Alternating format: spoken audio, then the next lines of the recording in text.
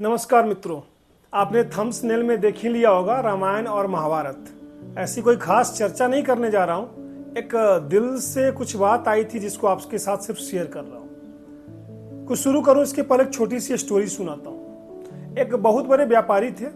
उनके यहाँ एक साधु कह लो, मुनि कह लो, जो कि उनके आराध्य भी थे, वो आए और लंच वंच था, बढ़िया खाना वाना खाए। उसके बाद वो वहाँ से चले गए। उनके जाने के बाद उनके पुत्र ने कहा कि पिताजी, जहाँ साधु जी बैठे हुए थे वहाँ पे मेरा नोटों का बंडल था, पैसे थे काफ़ी सारे, ये पता नहीं गायब सा लग रहा है। बाबा जी लेके तो नहीं चले गए? अब पिताजी जो थे वो उनके आराध्य थे, पिताजी के, वो उनकी पूजा करते थे, उन्होंने गुरु दक्षिणा ली थी उनसे, गुरु शिक्षा ली थी।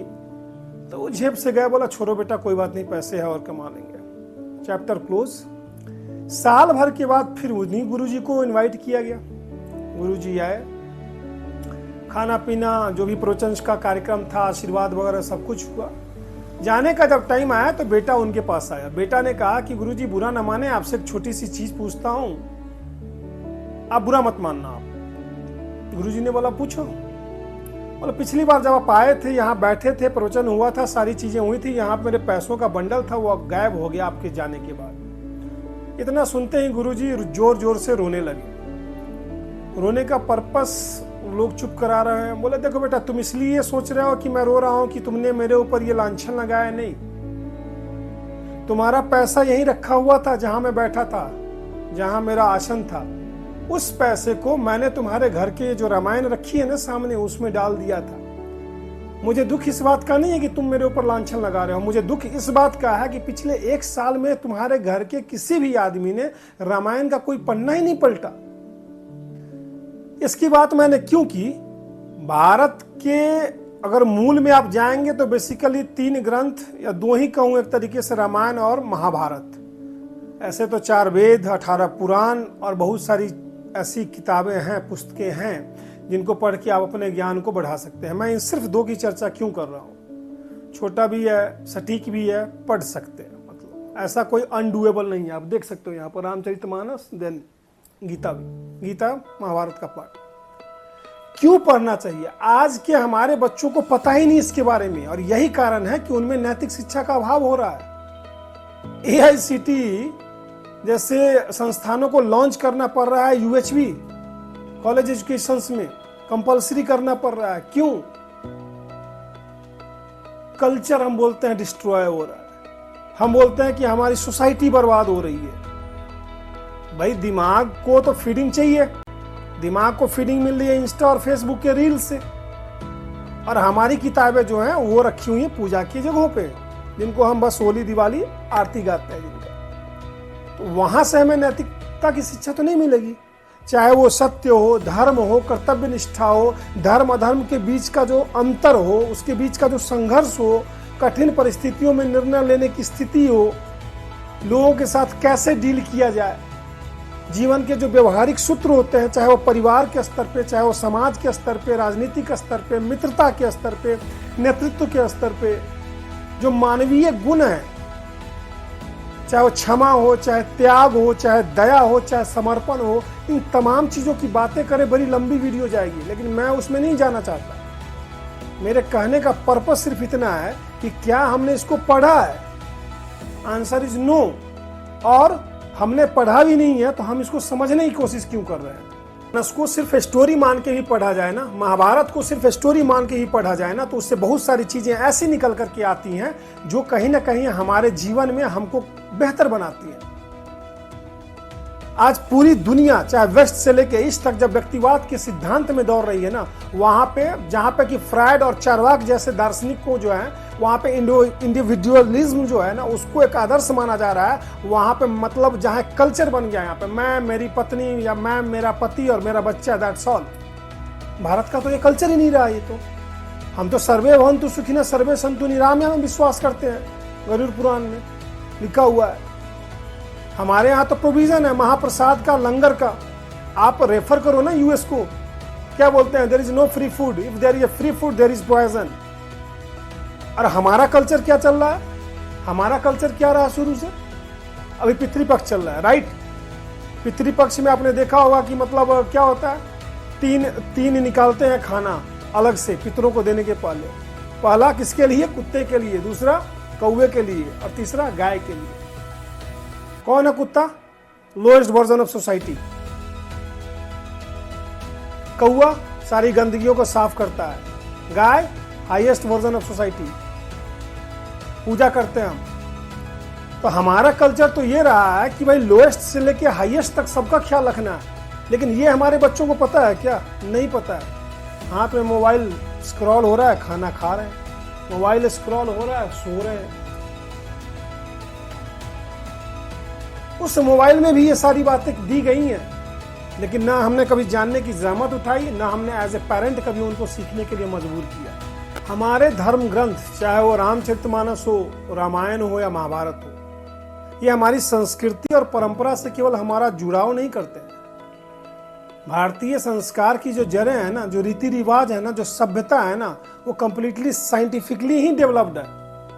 कई लोग यहाँ मिल जाएंगे आपको बकवास करते हुए, जो बोलेंगे भाई उसको पढ़ के क्या होगा, हमें तो साइंस पढ़ना है, हमें तो टेक्नोलॉजी पढ़ना है, नई नई रिसर्चेस पढ़ने हैं और वो जाके जीवन में काम आते हैं। वैसे काम तो ये alpha beta theta gamma lambda ये भी नहीं आता है। साइंस पढ़ी मैंने 12 तक, और मुझे नहीं लगता है कि कोई भी आदमी एक दुकान पर जाता होगा तो वो बोलता होगा 1 पाई मेरे को धनिया दे दो या 5 पाई मेरे को चावल दे दो, और फिर वो दुकानदार बैठता होगा 22 डिवाइडेड बाई 7 करके 3.1 समथिंग, राइट। प्रैक्टिकल लाइफ में साइंस भी काम नहीं आता उस तरीके से अगर देखा जाए तो। लेकिन चलो ठीक है, वो ज़रूरत है, मैं मानता हूं इस चीज को। लेकिन टेक्निकल एजुकेशन के साथ साथ क्या ये जरूरी नहीं है कि जिंदगी कैसे जी जाए? लोग आज पढ़ने के लिए नई नई ऊंचाइयों पे चले गए। अभी रिसेंटली आपने एक एग्जांपल देखा, न्यूज में आया था, 6 करोड़ का पैकेज, सुसाइड कर लिया। उम्र थी कितनी? 27। IIT pass out. क्या करना है उस डिग्री का भाई? तुम गोल्ड मेडलिस्ट हो गए और तुम जिंदगी में यहाँ पे तुम 0 मेडलिस्ट बने हुए हो। तुम बड़े से पैकेज लेकर के, गूगल से लेकर, अल्फाबेट से लेकर के और पता नहीं एप्पल से लेकर बड़ी बड़ी कंपनियों में घुसे हुए हो, और तुम अपने घर में अपने बच्चे को नहीं संभाल पा रहे हो। And there with head high you proudly say I take care of n number of people. I am the boss of 10,000 people. तो उसको करने के लिए जो पढ़ाई चाहिए ना, वो देता है रामचरितमानस, वो देता है महाभारत। संकट में मार्गदर्शन गीता है क्या? महाभारत की बात करूं, गीता क्या है? संकट में ही तो मार्गदर्शन है। आप अपने साहस को कैसे यूज करें, आप अपने पेशेंस को, धैर्य को कैसे यूज करें, सही रास्ता कहां से चुने, इन्हीं सब चीजों का समावेश तो है।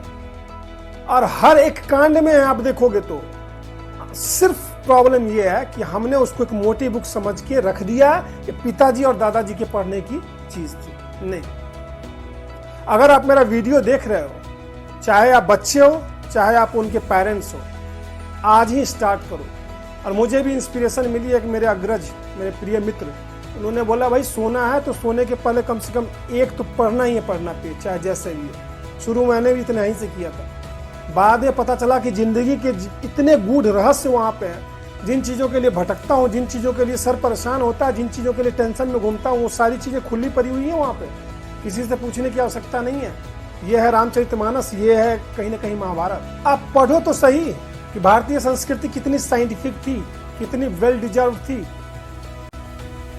आज एक चंद्र ग्रहण, सूर्य ग्रहण लगना होता है तो नासा की जो फिजिकल ऑब्जर्वेटरी है वो बताती है, वो तारीख और जारी करती है, और फिर आप बोलते हो भाई न्यूज चैनल में आने लगता है सूर्य ग्रहण, चंद्र ग्रहण। हमारे पास तो भाई करोड़ों साल से, लाखों साल से पंचांग पड़ा हुआ है। एक पंडित बैठता है और खोल करके बता देगा अगले 25 साल तक कि कब सूर्य ग्रहण, कब चंद्र ग्रहण, क्या पड़ेगा, कहाँ पड़ेगा। हम तो इतने डेवलप्ड रहे हैं। गैलीलियो से लेकर के, न्यूटन से लेकर के सभी लोगों ने ये थ्योरीज दी, ये अभी आकर के, चाहे आप 1916 की बात करो, थ्योरी ऑफ रिलेटिवनेस हमारे यहाँ कब आया? इन्होंने अभी जाके बताया कि भाई जुपिटर लार्जेस्ट प्लेनेट है। हमारे यहाँ कुंभ देखो ना कब से चलता आ रहा है, हर 12 साल पे। क्यों? जुपिटर का एक सर्कल पूरा होता है। साइंटिफिक ही हैं हम, हमारे धर्म ग्रंथ, हमारे शास्त्र साइंटिफिक ही हैं। ओनली उस चश्मे से देखने की आवश्यकता है। और धर्म ग्रंथ जो होते हैं ना, कोई भी, मैं धर्म ग्रंथ भी नहीं मानता, मैं तो इनको जीवन का गाइड मानता हूं मैं, कि बिना इसके जीवन सही पटरी पे चल ही नहीं सकता। चाहे रामचरितमानस हो, गीता हो, महाभारत हो, ये मानवता की धरोहर नहीं है। चरित्र निर्माण के लिए अगर मैं बात करूं ना, सकारात्मक सोच के लिए बात करूं, आदर्श जीवन जीने की जहां से प्रेरणा मिलती है ना, उनका एक परफेक्ट गुरु, परफेक्ट गाइड आज भी तो वही कर रहे हो ना। टेक्निकली फिट हो जा रहे हैं, बिल्कुल हाइट पे पहुंच जा रहे हो, उसके बाद क्या कर रहे हो? उसके बाद आप ऑनलाइन क्लासेस ले रहे हैं, दिमाग कैसे शांत रहे, पेट कैसे शांत रहे, बॉडी में योगा कैसे करें, ऑनलाइन क्लासेस ले रहे हो, सब कुछ लिखा हुआ भाई। इस तरीके से मोबाइल होता है ना एक डिवाइस, उस डिवाइस के साथ उसकी सपोर्टिव बहुत सारी चीजें होती हैं। ओएस होता है, उसका नेटवर्क होता है, ठीक है, उसका अपना एक सिस्टम होता है, उसका एक सॉफ्टवेयर होता है, फिर वो मोबाइल रन करता है। इस शरीर भी एक डिवाइस है, इसका अपना भी एक ओएस है। इसके अंदर जो मन है ना, बुद्धि हो चाहे चिंता हो चाहे शक्ति हो, इस सारा जो ओएस है ना, इसका जो सॉफ्टवेयर है ना, उसको आप कैसे अपडेट कर रहे हो ना, वो डिसाइड करेगा कि आप कैसी लाइफ जी रहे हो। Because the time will come, probably you might have some money, you may have some worldly things, but remember, this is temporary and transitory. What you need to understand is the human values. And it's very unfortunate on the part that today, technical education हो, कहीं भी हो, society हो, कोई इस पे ध्यान नहीं दे रहा। वो सोचते हैं कि लाइफ में एक बार हम एक्सेल कर जाएं, उसके बाद तो ये चीज़ें सीख लेंगे। ये कहीं से नहीं आती है, इनबिल्ट करनी पड़ती है। इसलिए ये मेरी रिक्वेस्ट है सिंसियर आप सभी पेरेंट्स से कि आप अपने बच्चों को कम से कम रोज डेली बेसिस पे, चाहे वो रामचरितमानस हो, महाभारत हो, एक पन्ना ही सही, स्टार्ट विद दैट ओनली, अवश्य आदत लगाएं। सोने के समय बिस्तर पे जब जाते हैं उसी समय पढ़ें। और स्टूडेंट्स, अगर आप मेरी वीडियो, यूथ अगर आप मेरी वीडियोस देख रहे हो ना, तो आपके लिए तो बिल्कुल ही अलार्मिंग बेल है। If you are watching it right now, start it right now, और तब जाकर के नहीं आपके जीवन में काम आएगा। क्यों बोल रहा हूं? जेनजी ही लोग थे नेपाल में जिन्होंने देश बदलने के लिए प्रोटेस्ट किया था, देश को ही फूंक डाला। ठीक है, तो ये जो सोच है ना, ये कहां से आएगी? सेंस ऑफ बिलोंगिंगनेस से लेकर के और एक सेंस ऑफ प्राइड से लेकर के सेंस ऑफ विजडम तक, ये देंगी आपको ये बुक्स। कैसा लगा ये वीडियो, और क्या आपने रामचरितमानस और महाभारत पढ़ना शुरू किया या नहीं, कमेंट सेक्शन में लिखना बिल्कुल ना भूलें। मिलते हैं अगले किसी वीडियो में, तब तक के लिए धन्यवाद।